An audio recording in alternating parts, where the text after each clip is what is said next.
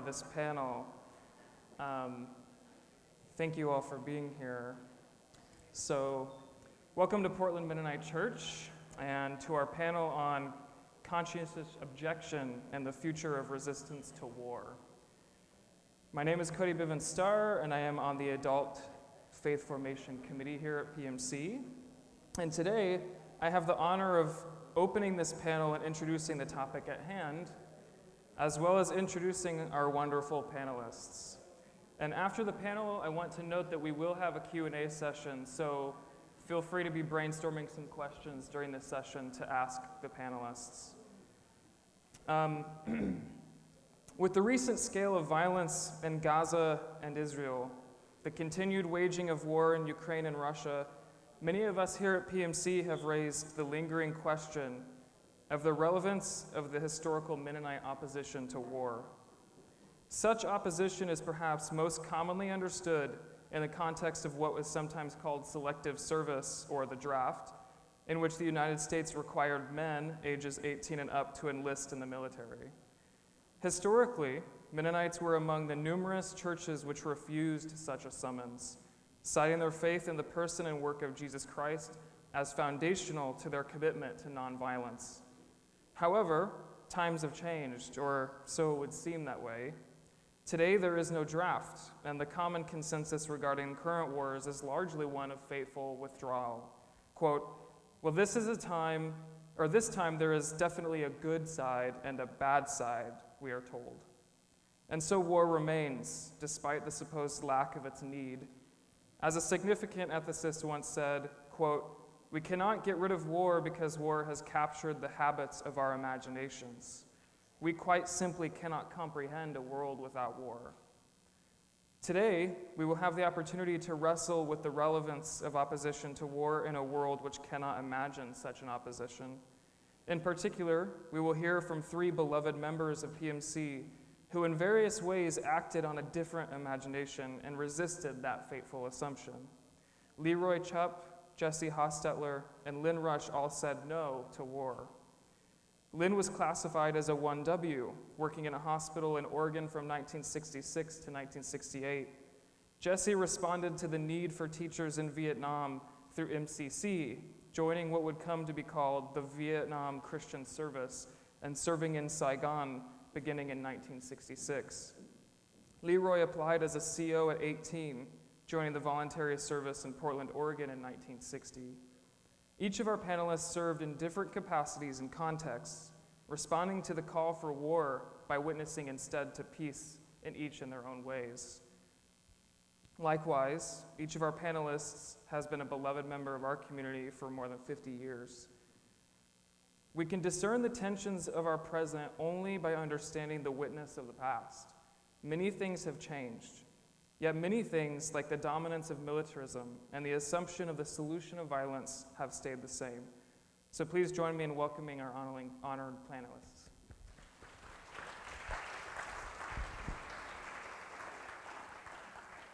So first of all, thanks for agreeing to do this. I have been in contact with them through email a little bit and got to hear some of their stories already, so I'm excited to hear more. So let's just begin with this first question of context. Can you briefly describe your story? And by that I mean, how did you become a CO? And what led to that decision? What status did you have? What type of work did you do? So we'll start with Leroy and go down. Is this on? I grew up very conservative. My parents were Amish, married Amish, and they joined a conservative Mennonite church just before I was born. But all my life, I was told what was right and what was wrong, black and white. And I was told never to question whether it was right or wrong. I was just supposed to follow. So when I became 18 and I got the form from the government that I had to sign up for the draft, as a CO, I thought, well, I don't know. My two brothers had gone into 1W service, and so I asked my brother Harvey, because we were very close, and he's going to be a minister, and I says, why did you be a CO? are you sure that's what I should do? Because for some reason, I didn't want to do it because that's the way I was told I had to do it. I wanted to be me. So he proceeded to tell me why he was a CO, and it literally changed my understanding, and it became very personal to me. And we heard that in the sermon today, that Jesus said, pray for your enemies, and Harvey said, well, are you going to pray and shoot at the same time? And then he said, another thing that really sealed it, he said, Jesus not only said that, he practiced it. And when they were killing him, he says, Father, forgive them. They don't have any idea what they're doing.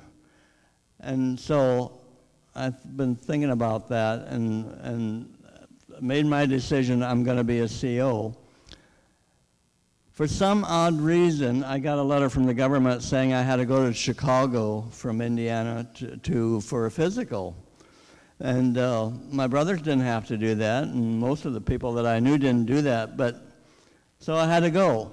A busload of us 18-year-old went from Elkhart, Indiana to Chicago for a physical. And we were in the classroom, and the sergeant was giving us a lecture on what we can expect, when for some odd reason he looked down at his desk and he saw my form, CO. And he just stood up and says, who is Leroy Chupp? Get up front.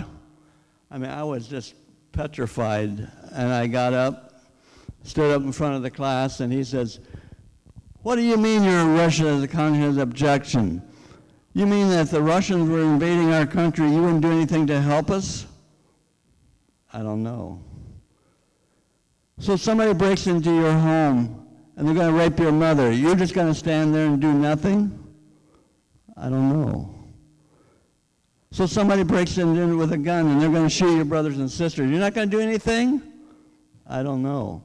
This went on for about another 10 or 15 minutes, and he got so angry, he slammed the paper down and says, get back to your seat, and he said, I hope there's nobody else here like that. I was 18 years old. I was living a sheltered life. And can you imagine, I was petrified. On the way home, the bus was almost full of us 18-year-olds. Nobody would sit with me. I sat and looked out the window, and all the way home, they were making threats and saying nasty things. And when I got home, I finally made it safely, and I was just shaking. And finally, after my body calmed down, my brain began to function, I thought, is that what it's all about? There's got to be a better avenue than violence, mental violence. And so it even made me more sure that I was going to be a CO. I came to Portland, Oregon in voluntary service and served at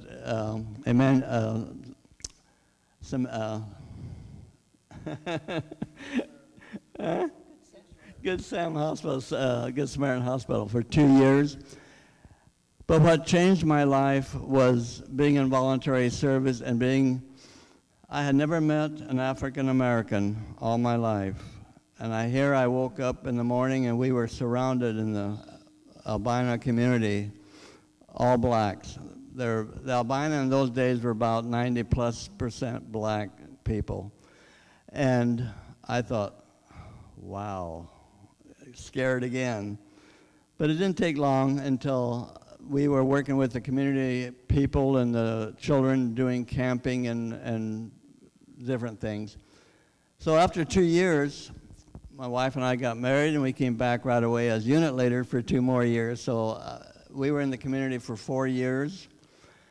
By that time, these were our friends. These were the people that we knew and were sharing our lives with. So we bought a home 2.5 blocks from the VS unit and spent many years in that community as part of that. And it changed my life, and I'll be forever grateful. Well, I'm not a CO. I mean, because I'm not a male. But the reason I went to Vietnam is because I received a letter from Mennonite Central Committee in March of 1966 stating that USAID had contacted them that they needed a home economist in Pleiku, Vietnam. There was a large agricultural training center there that was for the Montagnards. And there were 3 ethnic minority groups there, the Rade, the Banar, and the Jarai. And they really needed a home economist because USAID had distributed sewing machines throughout all the homes in all the villages. And the goal was for the villages to start being able to help themselves to have more money, because they were at the bottom of the pole.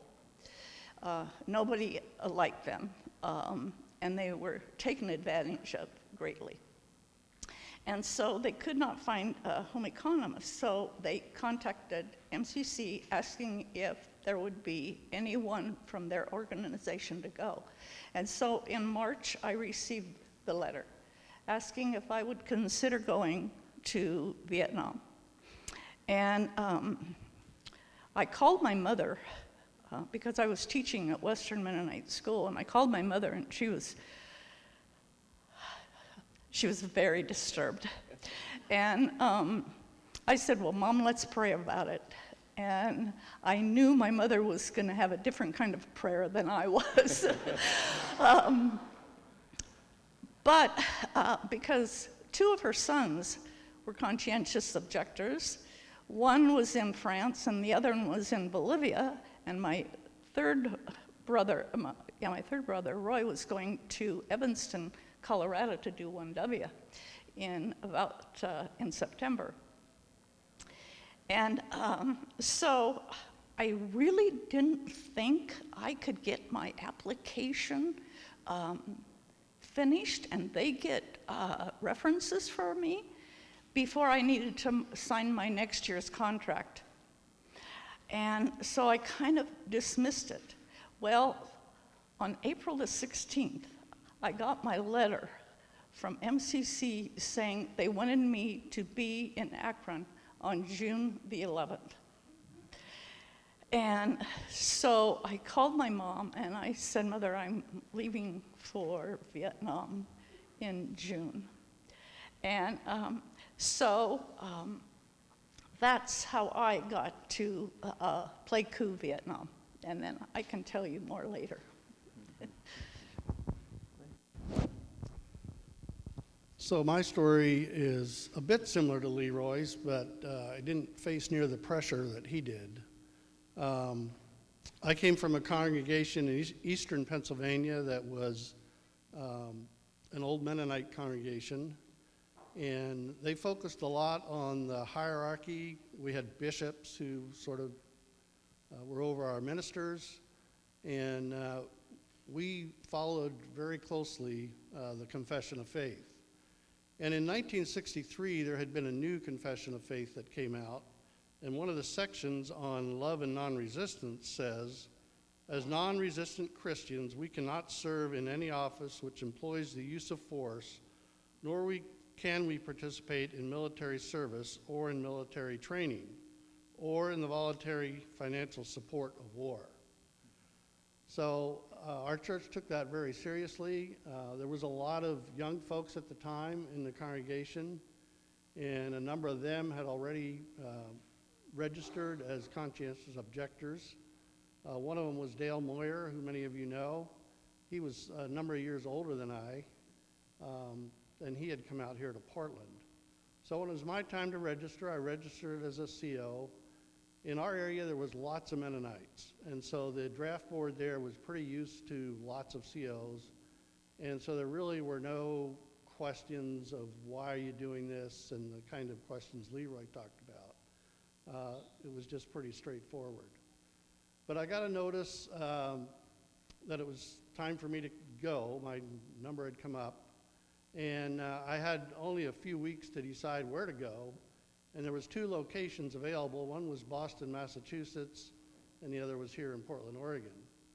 And at the time then, I decided that Boston was closer to home than I wanted to be, and so I chose Portland, Oregon.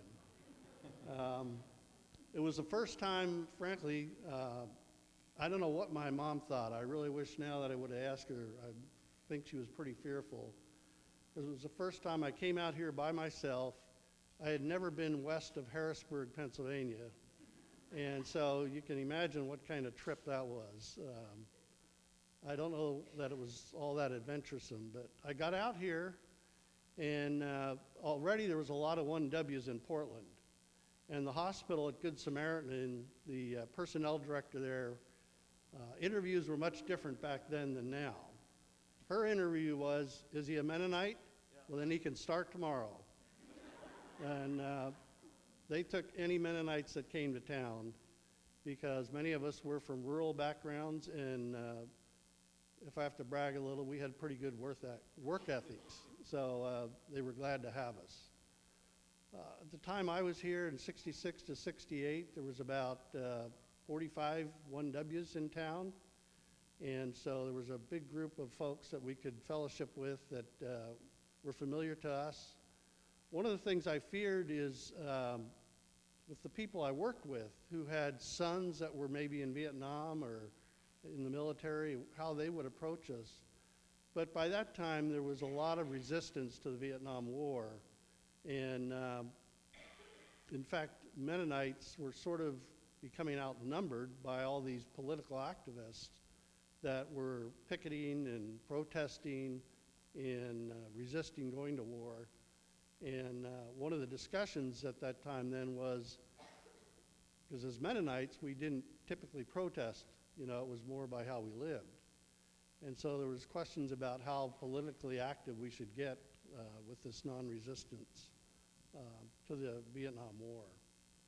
But it was a good experience, and obviously it changed my life. I would have never ended up here in Portland probably if it had not been for that 2 years. So this next question is, you've already sort of touched a little bit on it, but maybe more specifically, what role did your faith and your Mennonite identity play in that decision, and even the work you were doing after you made the decision? So I'm thinking here of the teachings you were raised with, your own sort of study of the scriptures and Jesus' teachings, and maybe even people in your life who influenced you to make those decisions, and how did that shape your experience? Yeah, for me, and I already touched on it, was my brother Harvey. He told me, he says, look at the life of Jesus. Was he a violent person or was he nonviolent? And he said, look at what he did when he was in front of the government and they were throwing questions at him like what he was accused of doing, and he wouldn't even respond to anything. He was silent. He just stood there. He wouldn't respond. And they would ask him another thing that he was guilty of, and he wouldn't respond. And when I looked at the life of Jesus, I saw a nonviolent person who really believed there was an alternative to violence and there was a better way. And that just really convinced me that that is what I want to do. And when I came to Portland, the unit leader, Lynn Hershey, was extremely helpful to me. We got to be friends, and we shared a lot.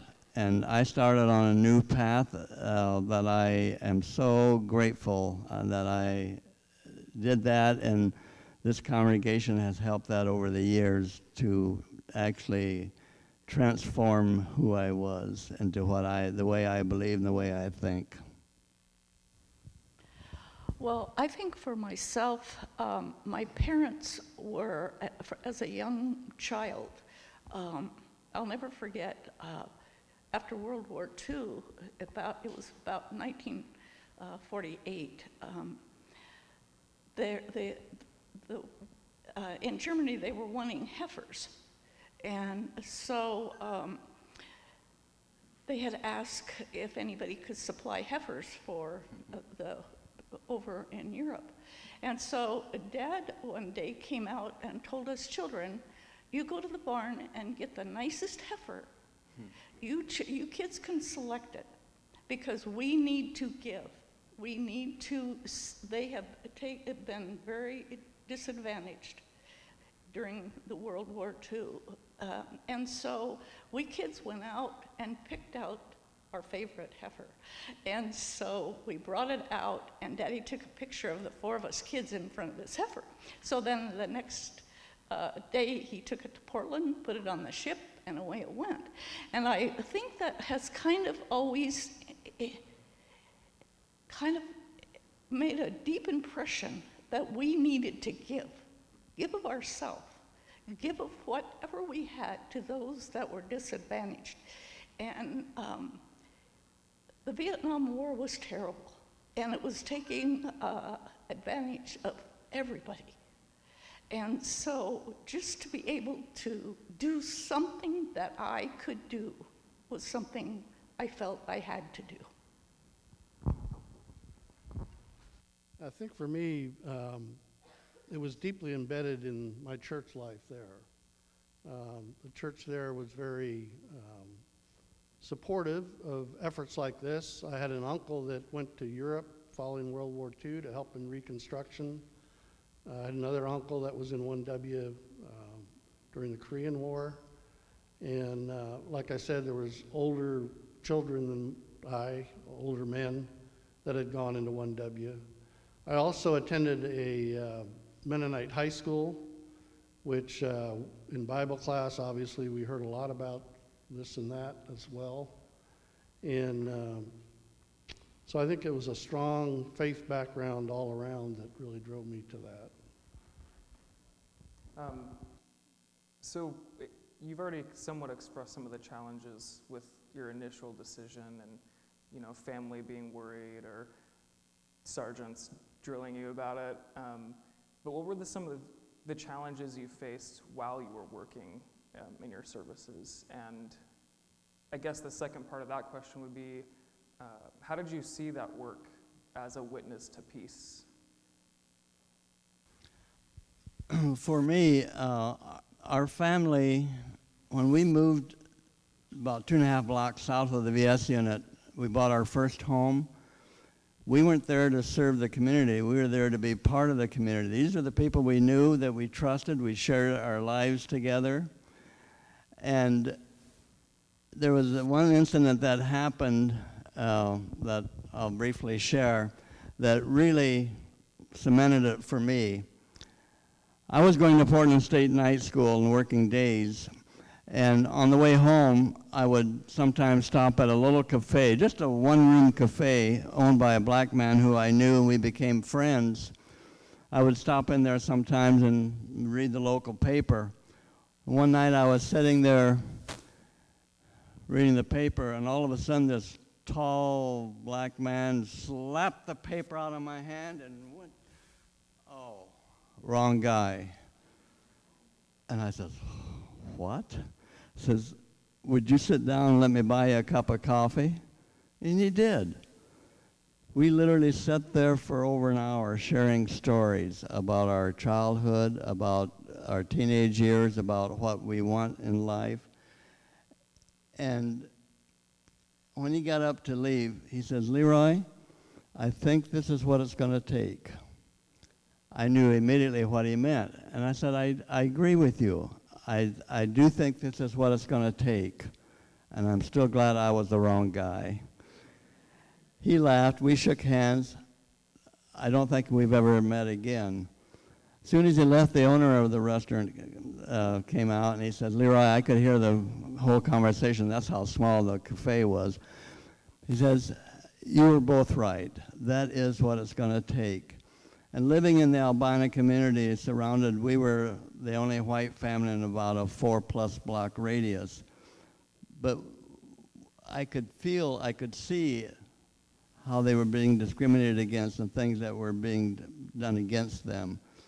And it just really made it, for me, firm that there is a better way than violence. Oh, some of the challenges that I faced, one was particularly there was language, because Vietnamese was spoken, and Vietnamese is a tonal language, and so it was hard for me to get all the sounds in and understanding what they were saying all the time. The other thing is there were 3 different languages that I worked with the people up in Pleiku. And so that was tough. But the other thing was we never would ask or think of treating any Vietnamese different or Montagnard different than anyone else. So you never knew who was VC, Viet Cong, or who was for just a normal Vietnamese. You didn't know whether they were from the north or the south. And so that, and we never asked. And so we finally learned that we were buying someone told us we were buying all of our ice from a VC. It didn't matter. We didn't change because we wanted to be neutral among all of the people and make sure we treated each person and each individual as we would want to be treated and how God would want us to treat them.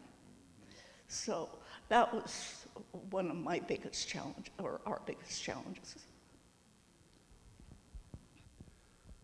One of the challenges I faced was staying connected to the church.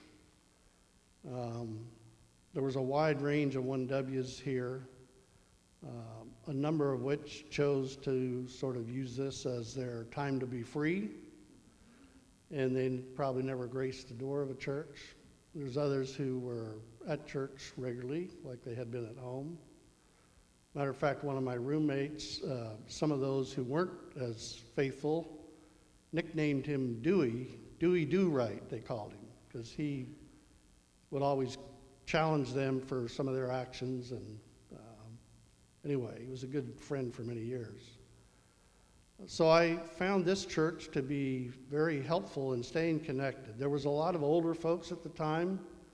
By older, I mean 50s at the time, that would invite us for lunch, have us over in the evening. They stayed very connected they knew who was here. I don't know if it was anything that was organized or just they took it upon themselves to do it. But that really helped me to stay connected to the church, and it was very important during that time in the formation of my faith. Lynn, you've already mentioned this a little bit about the wide spectrum of differences in how to respond to the Vietnam War at the time. For instance, in broader culture, there were draft burnings and protests, and if you've ever seen any movie that takes place in that time, there's this real energy around opposing the war, and there's also a real energy around supporting it. There's a significant divide there. And even in the Mennonite church, there were some who were okay with voluntary service or serving in some ways, but as we know, there are also others who opted for total non-cooperation against any sort of involvement. So I guess if you can speak a little bit to how your decision was different from maybe the wider culture and even maybe other Mennonites who disagreed with you, and maybe share a little bit about how that related to your story. Yeah, I was aware that there were some that would not pay their taxes, a certain percentage of their taxes that went to war, they wouldn't pay that. I chose not to do that, partly because I was part of the community and we were working together. But what I've learned is that everybody's on their own path, you know, and it's okay. We don't all have to think the same or act the same, believe the same, but we can all love each other and be peaceful about it and sensible. So that's how I feel.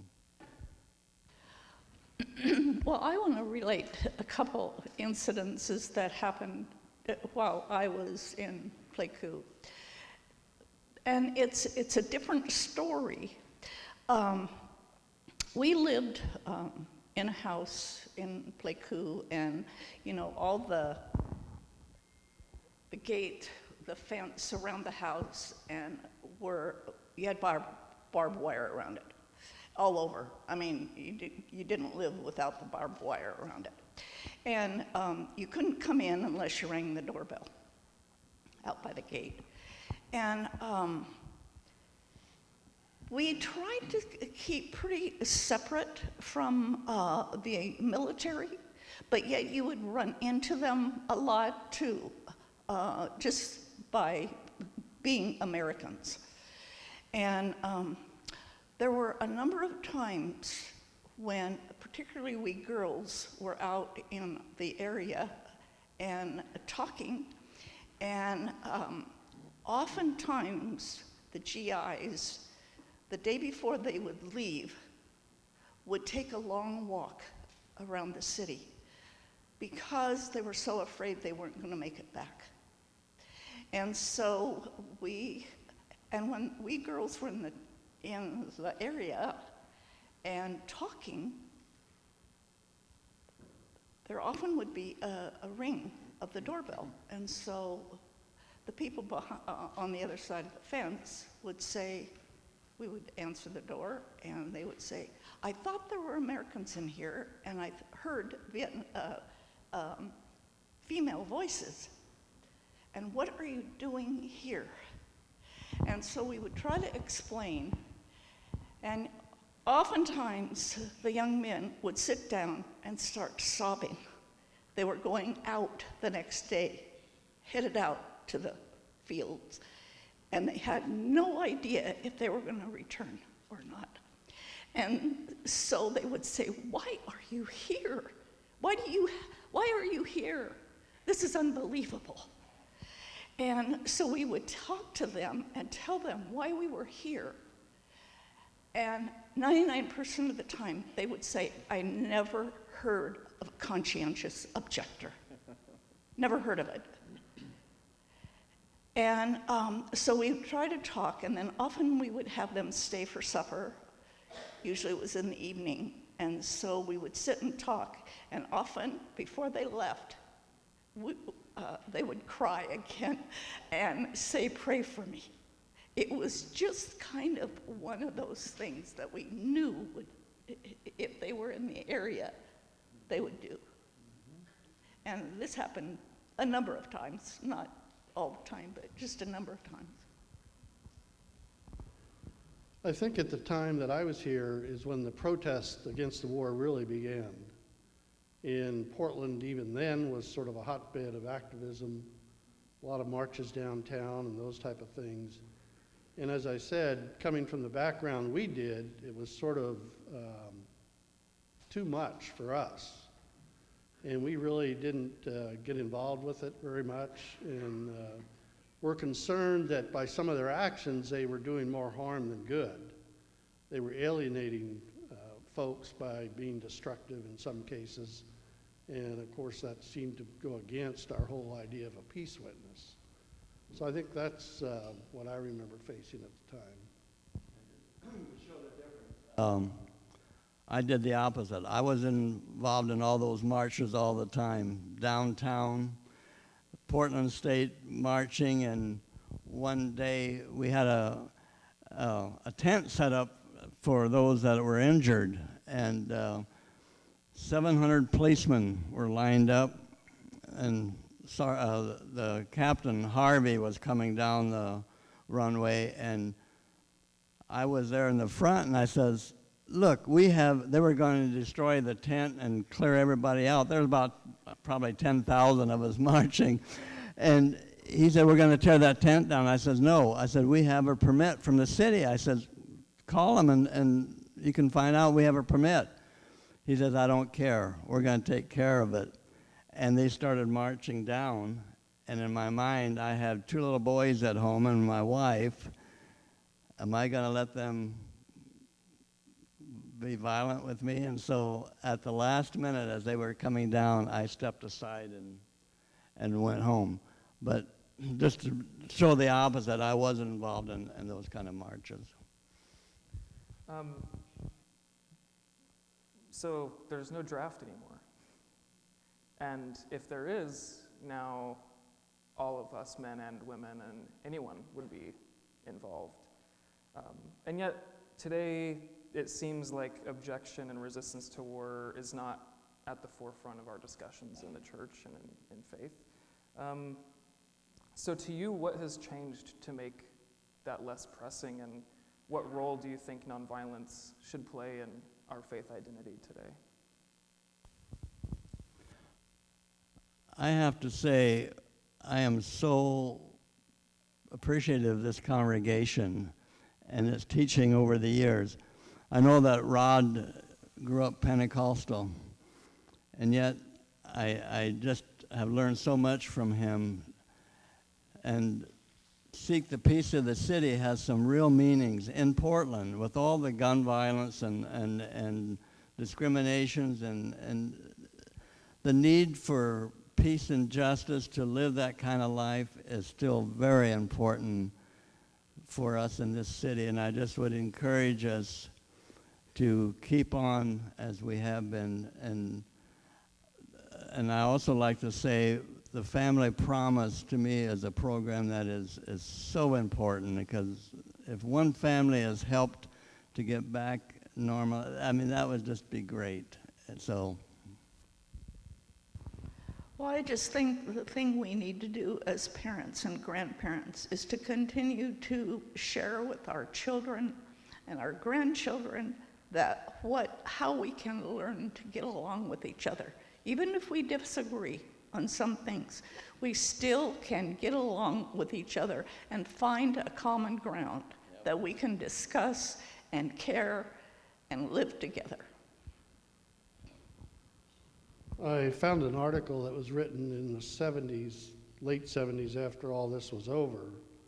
And this Mennonite remarked, when there is not a conflict like there was, people tend to settle down and forget about their major beliefs because they're not pushed on them. But when they're pushed on them, we will have to do some of our best thinking. So I think it's normal that when there isn't a conflict or issues going on, at least from the non-resistance part of being part of the military, you don't hear a lot about it. But we need to be prepared, and I think, as Jesse said, telling stories, this kind of format, to make it people aware, keep it alive, is what's important, to keep it in the forefront for us. Before we transition into the Q&A, do you have any final remarks regarding your story and the future of witnessing to peace? I would only say that coming from the background that I did to where I am today, I am so grateful that I was able to come to Portland, that I was able to live in the albino community and learn firsthand and feel and be a part of that.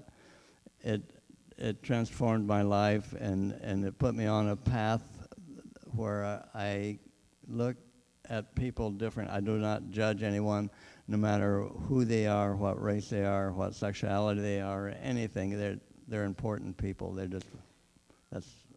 I thank this congregation for helping that. The only thing I can think of is when you've lived through war, war is truly hell. And we need to just learn to love and care for each person that we meet, somehow make connections. It's hard to beat that message, because I'm sure, it's very true. And having not been there, it's hard to understand it, but I can certainly hear it from folks I've talked to, veterans that have been back. It is very difficult. I think one of the things that's often not talked about is the draft really changed the Mennonite church. It forced what was primarily a rural denomination to become urban. There's many of us here and in many other cities around the U.S. that came from these rural backgrounds, and it really changed the Mennonite church in many ways, and certainly changed my life. The work I did during those 2 years ended up becoming my career, and it was a very fulfilling career of service to others that continued. So thank you. Let's give a round of applause to everyone else.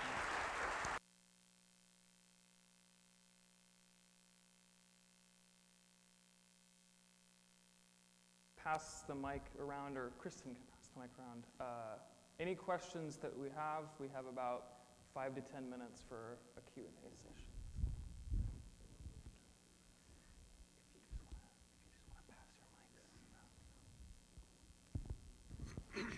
Thank you. Casey Faster. Thanks, you guys. Jesse, you've shared with us sometimes with more details in your story, and it really makes it much more real to us. I know each of you have come from a little different environment, but what really brought it home to me was you were involved in some really heavy duty, some serious action there, and it speaks to your courage. It speaks to the courage of all of you. Would you mind just telling a little bit more about that? Well, during the last, I want to say, I was there from 66 to 68, and the first year, from June to June of 67, things were pretty normal. We could, we could do and go about things fairly well. We could drive our Land Rover and everything, pretty much, and go. I could even walk to the agricultural training center if I didn't have a vehicle at that time. But then in the late summer, about in August, things began to pick up, and there was really, you could tell, a real problem, because our tribespeople would walk into town and say, "Don't come, the roads are landmined, so please don't come out our direction, go someplace else." So we would try to go in a different direction to visit some of the villages. There were times that we would go to a village, and the VC had been there the night before, and several people were dying, and the place was on fire. So we asked the village, those that were injured, please come with us, we'll take you to the hospital. Because Pleiku had a hospital too. There was the hospital, and then some of us worked in the agriculture training center, the agriculturalists. And then closer to the Tet Offensive, there was all kinds of bombings in the village. And you would see the American bombers go and hit it, and you were just sick. And then the whole Tet Offense was a whole nother story. How a tank blew up in front of our house. They were afraid that it was going to blow up. The VC had hit it. And we did not know there were Viet Cong tunnels through the school across the street that were directly in front of our place. And so when the bullets went whizzing by our house, we knew something was wrong.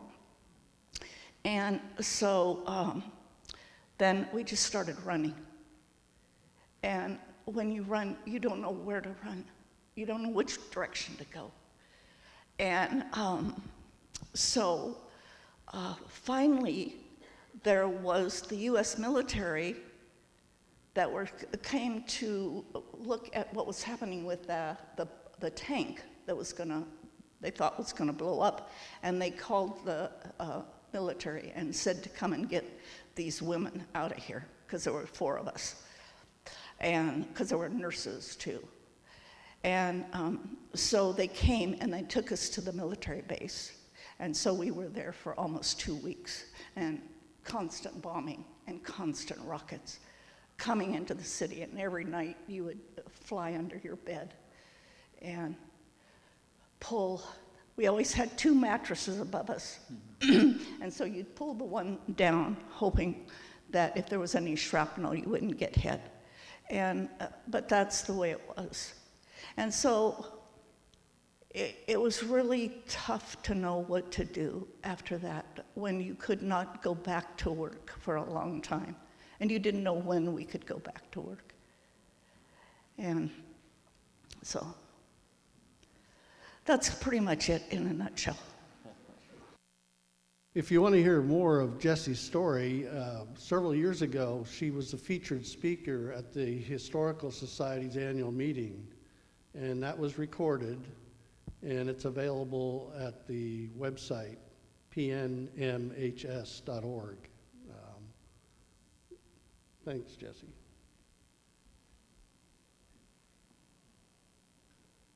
Why isn't it COW?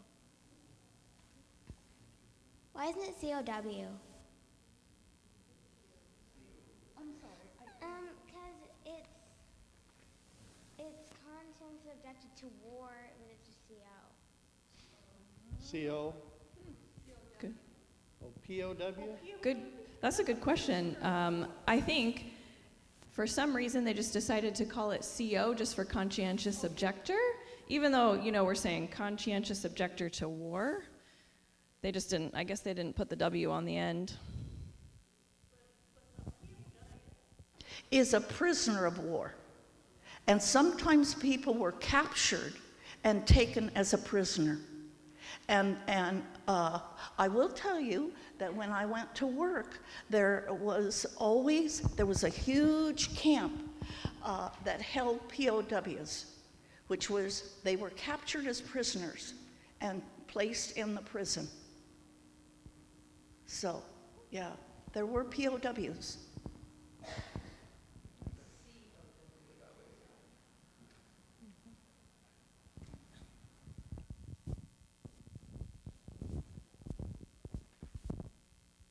This is for Leroy and Lynn specifically. I'm curious about then after people came back from Vietnam, and if there are, Jessie spoke about some interactions she had with people that were soldiers while in Vietnam, and she has quite the story to tell about being in Vietnam. And I think maybe for some people it's easy to see like that was a sacrifice that she was there, and like there was, because she was in the war zone, right?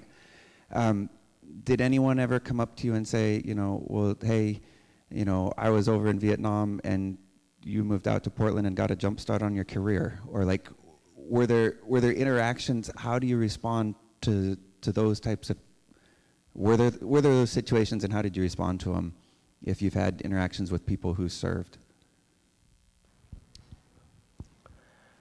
I really did not have anyone that confronted me in disagreement with my position. There were people that I was able to talk to and share stories, and I always respected if somebody had a different understanding, and I even had some friends who went into the Army. I still stayed friends with them because I just believe that what path I'm on is not necessarily the path that you may be on, and I respect that. So I did not have any bad confrontations at all. Yeah, I had fellows that I would work with that had served in the military. For many of them, this war was a bad war. Unlike many of them from World War II would have said that was a good war. It needed to be fought. But there was so many reasons that folks didn't see Vietnam as worthwhile or whatever. And so they understood that. None of them really gave me a hard time, and I think they appreciated that in some cases that we took a stand against it. We're all concerned what's happening right now. Are we for Israel? Are we for the Palestinians? How do we respond to that conflict? And that's a tough one, what's happening. Take one more question if anyone has one.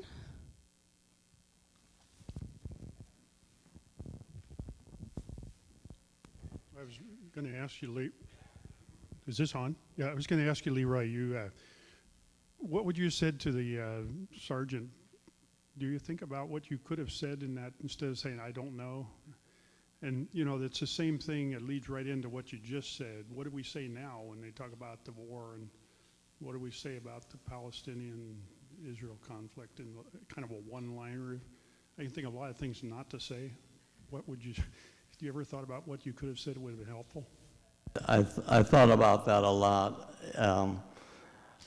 At the time, being 18 and being asked those kind of questions in front of 100 other young men, I honestly didn't know. How do you respond to a question like that? I just didn't know. And I was honest with that answer. And over the years, as I have lived that story of how that sergeant reacted to me, I realized that he was doing his job. That's what was expected that he would do. So I have honestly been able to forgive him in my mind. He was doing what his role in life was. But I honestly, I really did not know how to respond, so I didn't know.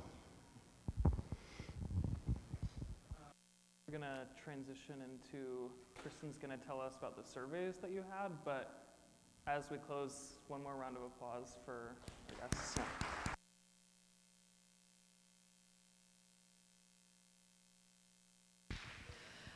Yeah, so you should all have surveys and pens that were passed out. We want to continue this conversation in different ways, and we know there are lots of people in the church who have these kinds of similar experiences of resisting war. So there's space in here to let us know what you remember from today, and who else we might talk to, what other stories there are, and also, like, how do we envision this conversation moving into current times and how we respond to war today. I would also note that David Holcomb was going to be here helping today, but his whole family has COVID, so he was a large part of planning this too, and unfortunately was not able to be here this morning. And if you're willing, put your name on your survey so we know who you are. Maybe we'll want to ask you more questions. Also, you can leave the pens and papers on the table in the back. Or if you want to spend some more time writing some answers, you can do that and bring it back later. We'll take these last few minutes to give you some time to fill these out. If you want to talk to your neighbor about it while you're filling it out, feel free to do that. And yeah, thank you all so much for being here.